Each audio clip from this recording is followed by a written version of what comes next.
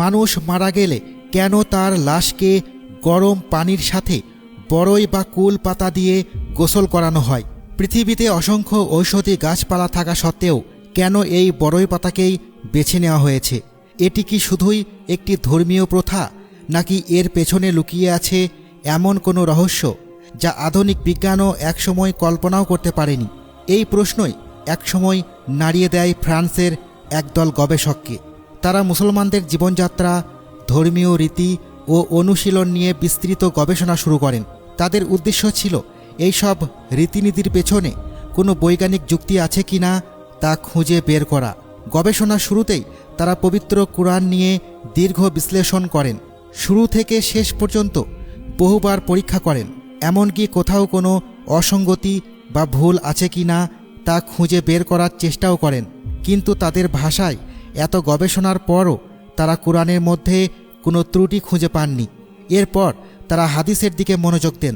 ভাবলেন হয়তো এখানে কোনো ভুল বা বৈপরীত্য ধরা পড়বে। কিন্তু দীর্ঘ সময় ধরে বিভিন্ন হাদিস বিশ্লেষণ করার পরও তারা কোনো সুস্পষ্ট অসঙ্গতি খুঁজে পেল না।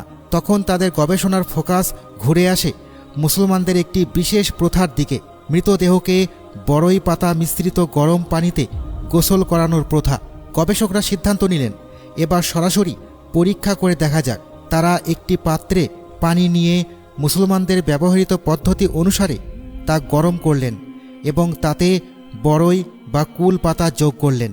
এরপর পানিকে আরও উত্তপ্ত করা হলে দেখা গেল পাতাগুলো ধীরে ধীরে গলে পানির সাথে মিশে যাচ্ছে।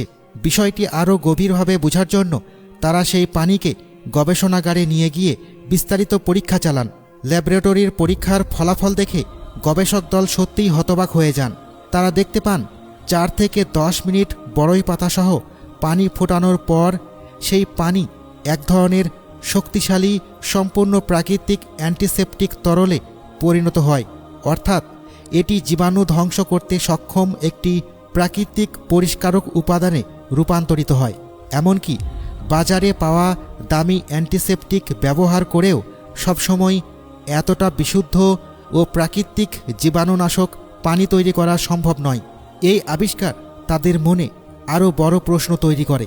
1400 বছর আগে যখন আধুনিক বিজ্ঞান, ল্যাবরেটরি কিংবা চিকিৎসা প্রযুক্তি কিছুই ছিল না, তখন কিভাবে মুহাম্মদ সাল্লাল্লাহু আলাইহি ওয়াসাল্লাম এমন একটি স্বাস্থ্যসম্মত পদ্ধতির নির্দেশনা দিয়েছিলেন? তারা বিস্ময়ের সাথে ভাবতে থাকেন সেই যুগে এই জ্ঞান মানুষের পক্ষে জানা কিভাবে সম্ভব ছিল। গবেষণার এক পর্যায়ে তারা কুরআনের সূরা আন-নাজমের আয়াতগুলোর দিকে মনোযোগ দেন। সেখানে বলা হয়েছে রাসূল নিজ ইচ্ছা থেকে কথা বলেন না, তিনি যা বলেন তা আল্লাহর পক্ষ থেকে প্রাপ্ত ওহী।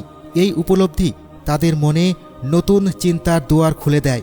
পরে সাংবাদিকরা গবেষকদের জিজ্ঞাসা করেন ঠিক কী এমন তথ্য তারা পেয়েছেন যা তাদের এত অবাক করেছে। গবেষকরা জানান বড়ই পাতা মিশ্রিত গরম পানি 4 থেকে 10 মিনিটের মধ্যে এমন এক প্রাকৃতিক অ্যান্টিসেপটিকে পরিণত হয় যা মৃতদেহকে কার্যকরভাবে পরিষ্কার ও জীবাণুমুক্ত করতে সাহায্য করে। কারণ বাস্তবে দেখা যায় মৃত্যুর মুহূর্তে অনেক মানুষ শরীরের নিয়ন্ত্রণ হারিয়ে ফেলেন, ফলে দেহে অপবিত্রতা থেকে যেতে পারে। শুধুমাত্র সাধারণ পানি দিয়ে পরিষ্কার করলে সব জীবাণু বা অপবিত্রতা দূর নাও হতে পারে, কিন্তু বড়ই পাতা ফোটানোর পানির অ্যান্টিসেপটিক গুণ সেই দেহকে আরও নিরাপদভাবে পরিষ্কার করে।